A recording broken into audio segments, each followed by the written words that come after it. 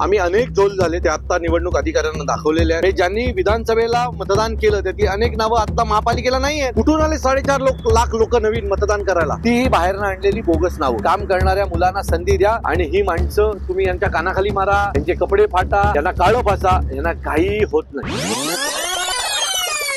मला असं वाटतं की ज्या प्रारूप याद्या जाहीर केल्या आहेत त्याच्यामध्ये प्रचंड घोळ आहे।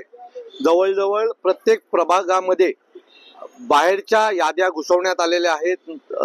एक प्रभाग तर असा आहे की प्रभाग क्रमांक 3 त्याच्यामध्ये रेमंडची नावं आलेली आहेत। पाचव्या प्रभागातल्या लोकांची नावं तिकडे आलेली आहेत आणि मला असं वाटतं की जर अशा प्रकारे जर मतदार घुसवणार असाल, नगरसेवकांना आवश्यक असलेले मतदार आपल्या आपल्या वॉर्डामध्ये आणणार असाल तर या निवडणुका निष्पक्ष कशा होऊ शकतील? आम्ही अनेक झोल झालेत ते आता निवडणूक अधिकाऱ्यांना दाखवलेले आहेत। तेही निशब्द होते, त्यांनाही काही उत्तरं त्यांच्याकडे नव्हती। सो मला असं वाटतं की जर अशा प्रकारे निवडणुका झाल्या तर त्या जिंकणं कठीण होऊन जाईल। जोपर्यंत निवडणूक याद्या साफ होत नाहीत, त्यातल्या ज्या काही कन्फ्युजन आहेत ते दूर होत नाहीत, तोपर्यंत निवडणुका झाल्या नाही पाहिजेत।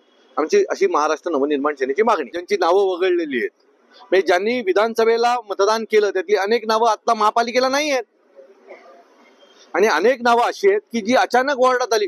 म्हणजे मला एक सांगा, ठाण्यात 16,49,000 मतदार होते, आता 4.5 लाख मतदान वाढलेत। कुठून आले 4.5 लाख लोक नवीन मतदान करायला? यांची नावं कोणी घुसवली? ही सगळी पाहता बघा, एक तुम्हाला मी सांगतो, कॅल्क्युलेशन निवडणुकीचं असं आहे की आम्हाला 8-8.5 मतं पडतात, निवडून येणाऱ्याला 9-9.5 मतं असतात। 1,000-1,500 मताने निवडणुकीचा रिझल्ट लागतो। ही जी काही 1,000-1,500 मतांनी हे निवडून येतात ना, ती ही बाहेरनं आणलेली बोगस नावं आणि त्यांच्या जीवावर हे मागील अनेक वर्षापासून निवडून येऊन आम्ही ठाण्याचे मायबाप आहोत असं दाखवण्याचा जो प्रयत्न काही लोक करतायत तो चुकीचा आहे। याच्यामुळे चांगले कार्यकर्ते जे 5-5 वर्ष लोकांची कामं करतात, मेहनत करतात, लोकांमध्ये जातात, लोकांची कामं करतात आणि अशी मुलं मग या अशा बोगस मतदानांमुळे निवडणुकीमध्ये पडतात आणि मग चांगला उमेदवार वॉर्डाला मिळतच नाही। कोणाची तरी बायको जी कधी रस्त्यावर आलेली नसते, जिचा काही राजकारणाशी संबंध नसतो, ती नगरसेवक होते आणि 5 वर्ष ती घरात बसून राहते। त्यामुळे त्या वॉर्डाची वाट लागते। माझी मतदारांना पण विनंती आहे, चिन्ह पाहू नका, काम करणाऱ्या मुलांना संधी द्या, नाहीतर तुमच्या शहराचा वाटोळा होईल। एवढं त्यांच्याकडे उत्तरच नव्हती। ते आता प्रारूप यादी जाहीर केली आहे आणि ते आम्हाला विधानसभेची यादी दाखवत होते। मग विधानसभेच्या यादीवर मतदान घ्या ना।